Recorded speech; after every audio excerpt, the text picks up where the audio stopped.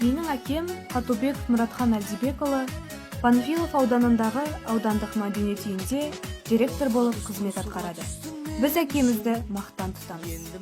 Менің әкем биік шыңым тұрағым. Жарқын жүзден жақсылықты ұғамын, әкешімнен тәліммен тәрбие алып, білім жолына бар ойымды бұрамын.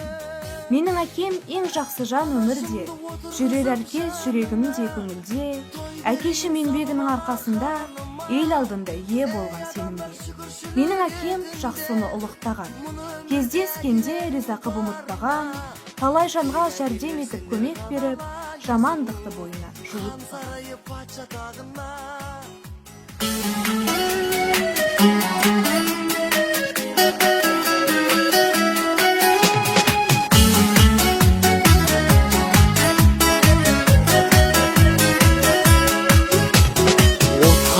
суға түстің мен үшін, енді міне бағың берді жемісін.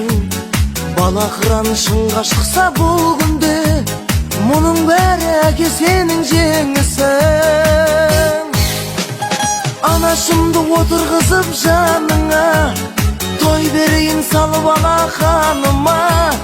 Ей адамдар, шүкіршілік етіңдер, мұны өмірде әкелерің барына. Тек әкелер сендер ғана лайықсың, хан сарайы патша тағына.